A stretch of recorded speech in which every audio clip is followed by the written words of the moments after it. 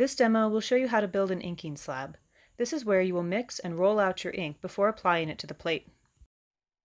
There are many variants on this.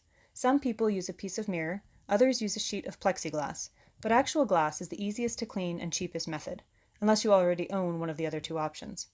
The plexiglass I'm showing here has that non-skid shelf grip that you can find at the dollar store laid underneath of it so it doesn't slip around.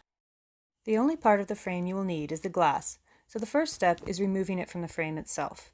Some frames will look like this. They may have paper glued over the back. That can just be cut away.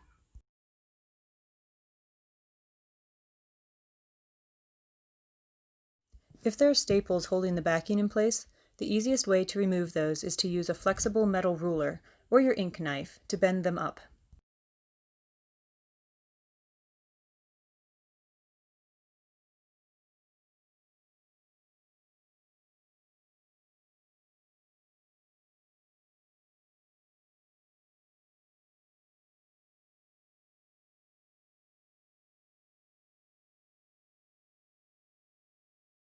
Then remove the backing.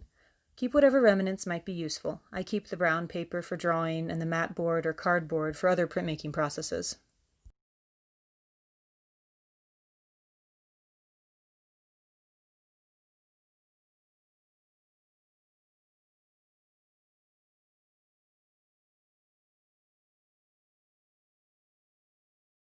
Some frames will look more like this. A screwdriver will remove all the L brackets and then you're good to go.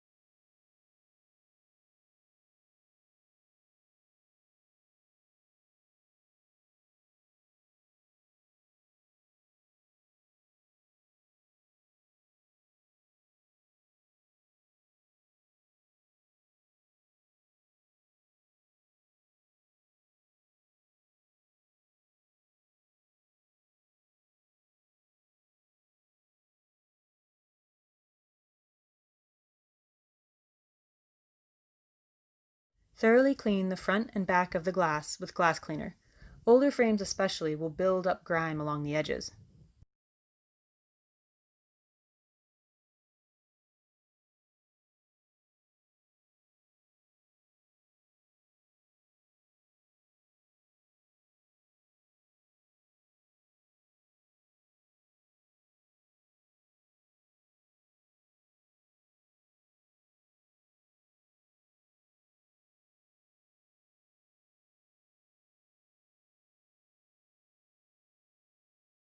Dry the glass with a paper towel.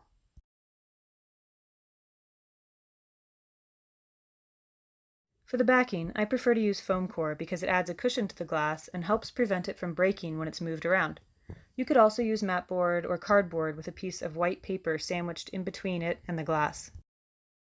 Line the glass up in the corner of the foam core and trace around it with a razor blade. Be sure to apply pressure with your non-dominant hand so that the glass doesn't skid across the surface of the foam core and cut you.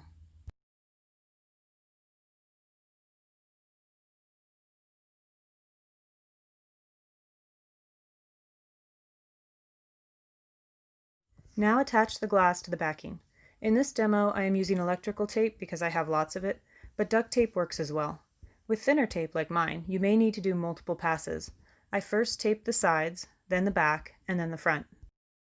This tape will be coming into contact with oil and water, so the more durable the tape and the stronger the adhesive, the better.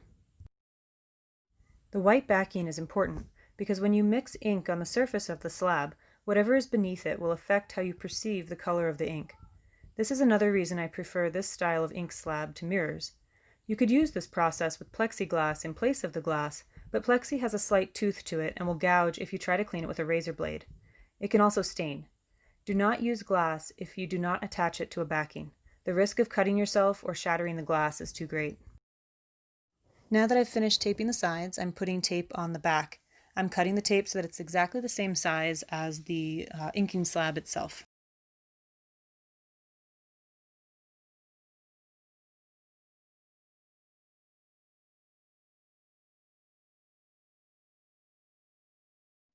Now that the back is finished, I'll tape the front. With the front, however, I'm going to let the tape go a little bit beyond the edge of the inking slab so that I can wrap it around the back and really kind of sandwich it all together nice and snug. I prefer to make my ink slabs from old frames I buy at Goodwill. A decent size is about 18 by 12 or somewhere around there. I wouldn't go larger than that unless you plan to tape the slab directly to your table. The exact dimensions aren't really important. You want something that's large enough to roll out ink on, but not so large that you risk shattering it when you move it around.